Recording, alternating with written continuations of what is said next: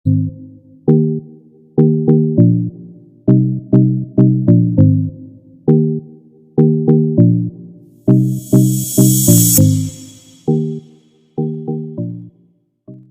Student, आज हम start करेंगे क्लास 4th की प्रश्नावली 3rd, जिसके अंदर हमें क्या दे रखा है, 3 अंकों की संख्याओं का जोड़। देखिए 3 अंक कैसे, जैसे मैंने बोल दिया 243 में मेरे को 137 को जोड़ना है। तो 243 में देखिए कितने अंक है, 1 2 3 अंक है। 137 में कितने अंक है, 1 2 3 अंक है, और हमें क्या करना है, इन्हें जोड़ना है। ठीक है, और इसने सेकंड चैप्टर में क्या दिया है, इसी के अंदर हासिल के साथ जोड़ना है। यानी जोड़ना कैसे, देखिए 7 और 3 को जब आप जोड़ते हैं, यानी 3 और 7 क्या है, इसके इकाई के अंक है। 4 और 3 दहाई के अंक है। 2 और 1 क्या है, आपके सैकड़े के अंक है। पहले इकाई वाले अंक को जोड़ते हैं, 3 और 7 को जोड़ोगे तो कितना आएगा, 10 आएगा। 10 में 0 क्या है, आपका इकाई का अंक है, और जो 1 है दहाई का अंक है, वो कहाँ गया, 4 के ऊपर गया। तो 4 और 1 कितना हो गया, 5। 5 और 3 कितना हो गया, 8। ठीक है, इस तरीके से। अब देखिए 2 और 1 को जोड़ा तो कितना आ गया, 3। यानी 243 और 137 का योग कितना आ गया, 380। तो इस तरीके से हम सवालों को हल करेंगे आगे, और हमें हासिल के साथ हल करना है। जैसे ये हासिल लगाई है, उसके साथ ही हमें हल करना है। आगे देर के हमें देवनागरी अंकों के साथ जोड़। अब पहली बात तो आपको ये पता होना चाहिए देवनागरी अंक कौन कौन से होते हैं। पहले मैं आपको उसको बता देता हूँ। यहाँ लिखते हैं देवनागरी अंक, और यहाँ मैं लिख देता हूँ सामान्य अंक, जो आप पढ़ के आ चुके हैं अभी तक। देवनागरी अंक भी आप पढ़ के आ चुके हैं 3rd क्लास के अंदर। ठीक है, लेकिन एक बार दोबारा रिवीजन कर लेते हैं। जैसे सामान्य अंक कौन कौन से होते हैं, 1 2 3 4 5 6 7, ठीक है, 8। ठीक है, आगे मैं यहाँ लिख देता हूँ 9 10। ठीक है, 10 तक लिख लेते हैं, देवनागरी अंक 10 तक। ठीक है, देखिए एक में अपने देवनागरी अंक कैसे लिखा जाता है, एक को थोड़ा इस तरीके से बना के यूँ लिखा जाता है, ये एक कहलाता है आपका। और दो को आप इस तरीके से लिखेंगे, थोड़ा यूँ। ठीक है, ये आपका 2 कहलाएगा। 3 को आप जैसे 3 लिखते हैं वैसे ही लिखना है, बस थोड़ा सा उसकी ये पूछ टाइप की बना देनी है। तो ये 3 हो गया आपका। अब 4 को कैसे लिखोगे आप, 4 को आप इस तरीके से लिखेंगे, ये 4 हो गया आपका। 5 को कैसे लिखेंगे, 5 को जैसे 4 लिखते हैं बस वैसे ही लिखेंगे, बस उसकी पूछ बना देनी है, ये 5 कहलाएगा। और 6 को कैसे लिखेंगे आप, 6 को जैसे 3 लिखते हैं, यहाँ उल्टा 3 लिख देना है हमें ऐसे, और इसकी ये हल्की सी पूछ सी बना दी, ये 6 कहला गया आपका। और 7 को कैसे लिखेंगे आप, 7 को आप इस तरीके से यूं करके ऊपर की तरफ, यानी यूं करके ऊपर की तरफ थोड़ा आपको बनाना है। 7 को दोबारा बना के दिखा देता हूँ, यूं करके यूं करना है आपको, बस यूं करके यूं, ये 7 कहलाएगा आपका। उसके बाद 8 को कैसे लिखेंगे आप, 8 को आप इसको काट देता हूँ मैं। ठीक है, 7 को इस तरीके से लिखेंगे, 8 को कैसे लिखेंगे आप, यूं करके यूं बना के ऐसे, ये 8 कहलाएगा आपका। अब 9 को देखिए कैसे लिखेंगे आप, 9 को आप इसी तरीके से लिखेंगे, लेकिन यूं आ जाएगा। ठीक है, 9 यूं तरीके से यूं करना है आपको, ये आपका 9 कहलाएगा। और यदि आप 10 को लिखना चाहें तो 10 के लिए देखिए, 1 के लिए तो ये आ गया। ठीक है, और ये 0 को अपने छोटा 0 बना देते हैं इस तरीके से अपने 10 को लिखेंगे। तो ये आपका देवनागरी अंक। 1 को किस तरीके से लिखते हैं, इस तरीके से। 2 को इस तरीके से। 3 को इस तरीके से। 4 को इस तरीके से। 5 को इस तरीके से। 6 को इस तरीके से। 7 को इस तरीके से। 8 को इस तरीके से, और 9 को इस तरीके से, और 10 को इस तरीके से लिखना है आपको। ठीक है, अब ये आपका 3 चीज़ें था, और देवनागरी अंकों के साथ हमें जोड़ करना है। ठीक है, वो हम जोड़ सीखेंगे जैसे जैसे प्रश्नावली करेंगे उसके अंदर। अब स्टार्ट करते हैं अपने प्रश्नावली 1 का पहला सवाल। क्या देर का है, हल कीजिए। हल करना है 3 अंकों का, 1 2 3 अंकों का योग करना है, लेकिन हासिल के साथ करना है, ध्यान रखना।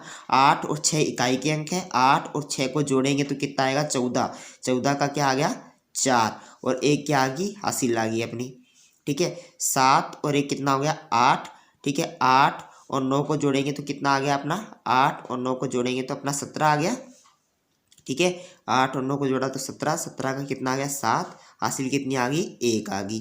ठीक है, 2 और 1 हो गया 3, 3 और 3 कितना हो गया आपका 6 हो गया। आ गया होगा समझ में आपको। ठीक है, अगला सवाल देखते हैं अपने। 451 के अंदर 769 को जोड़ना है तो 1 और 9 कितना हो गया 10, 10 की 0, हासिल पाई 1, 5 और 1 6, 6 और 6 कितना होता है 12, 12 का 2, हासिल पाई 1, 4 और 1 5, 5 और 7 कितने हो गए 12, 5 और 7 कितने हो गए 12, यानी 1220 आपका आंसर आ गया। तीसरा सवाल देखते हैं अपने। 9 और 6 को जोड़ोगे तो 15, 15 में 0 को जोड़ोगे तो 15 ही आएगा, इसलिए 15 की 5 और हासिल कितनी आ गई 1 आ गई। 8 और 1 कितना हो गया 9, 9 और 7 कितने हो गए 16, 16 और 3 कितने हो गए 19, 19 का 9 हासिल 1, 9 और 1 10, 10 और 5 15, 15 और 4 कितने हो गए 19, यानी 1995 आपका आंसर आ गया। अगला देखते हैं सवाल। 0 में 6 जोड़ेंगे तो 6 आएगा। ठीक है, और 6 में 9 जोड़ेंगे और 9 और 6 कितने होते हैं 15, 15 का 5 हासिल 1, 8 और 1 9, 9 और 9 कितने हो गए 18, 18 में 0 जोड़ेंगे तो 18 ही आएगा, इसलिए 18 का कितना रहेगा 8 और हासिल 1 आ गई आपकी। 7 और 1 8, 8 और 3 कितने हो गए 11, 11 और 5 को जोड़ेंगे तो अपना कितना आ गया 16, यानी 1685 आपका चौथे क्वेश्चन का आंसर आ गया। तो इस तरीके से स्टूडेंट अपनों ने पहला, दूसरा, तीसरा, चौथा, पहले सवाल के चारों सवाल कंप्लीट कर लिए। अब देखते हैं अपना दूसरा सवाल। देखिए हमें दूसरा सवाल क्या दे रखा है। बडालिया गांव में 1268 पुरुष हैं, 1098 महिलाएं हैं एवं 352 बच्चे हैं। बताओ गांव में कुल कितनी जनसंख्या है। तो हमें कुल जनसंख्या बतानी है, यानी योग करना है। ठीक है, करते हैं योग। देखिए किस तरीके से करना है। पहले लिखेंगे पुरुषों की संख्या, पुरुषों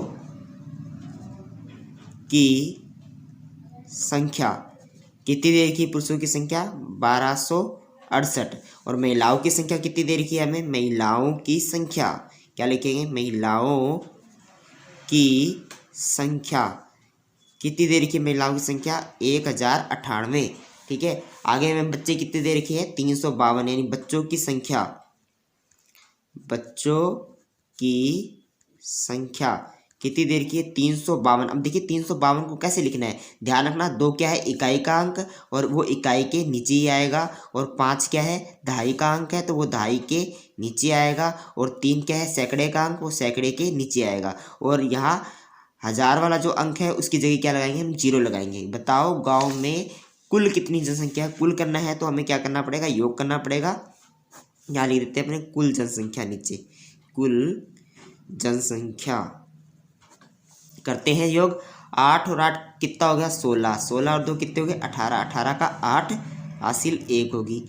6 और 1 7, 7 और 9 कितने हो गए 16, 16 और 5 कितने हो गए 21, 21 का 1 हासिल 2, 2 और 2 4, 4 में 0 जोड़ा तो 4 ही आएगा, 4 और 3 कितना हो गया 7। ठीक है, 1 और 1 कितना हो गया 2, और 2 में 0 जोड़ेंगे तो कितना आएगा 2 ही आएगा, यानी कि 2718 गांव की कुल जनसंख्या आपने लिखी है। अतः गांव की कुल जनसंख्या, अतः गांव की कुल जनसंख्या 2718 है। इस तरीके से अपना दूसरा सवाल भी कंप्लीट हो गया। अब देखते हैं अपना तीसरा सवाल। तीसरे सवाल हमें क्या दिया हुआ है, बनेश्वर मेले में पहले दिन 1870, दूसरे दिन 2340 एवं तीसरे दिन 2905 लोग मेला देखने आए। बताओ तीनों दिन मिलाकर कितने लोगों ने मेला देखा। उसने बोला है तीनों दिन मिलाकर, यानी कि योग की ही बात कर रहा है, तीनों को मिलाना है। ठीक है, मिलाने का अर्थ क्या होता है योग आ रहा है इसमें।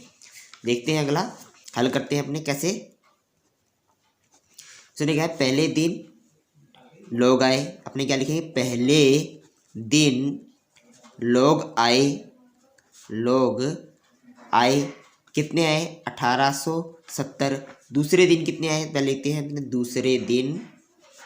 दूसरे दिन लोग आए कितने लोग आए? 2340।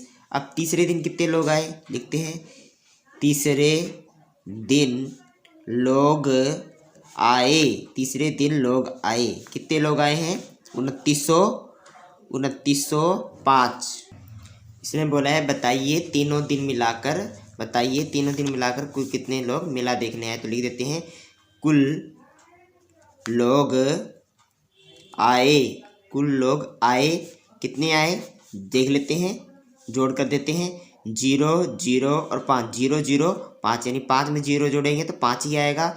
7 और 4 11, 11 में 0 जोड़ेंगे तो कितना आएगा? 11 ही आएगा, यानी 11 का 1 हासिल 1 लगा दी ऊपर अपनों ने। 8 और 1 कितना हो गया? 9, 9 और 3 कितना हो गया? 9 और 3 हो गया अपना 12, 12 में 9 जोड़ा अपनों ने तो कितना हो गया? 21, 21 का 1 हासिल 2, 2 और 1 3, 3 और 2 5, 5 और 2 7, यानी 7145 लोग मेला देखने आए। तो स्टूडेंट इस तरीके से हमारे 3 सवाल कंप्लीट हो गए हैं। अगली वीडियो के अंदर हम चौथे सवाल को देखेंगे। धन्यवाद।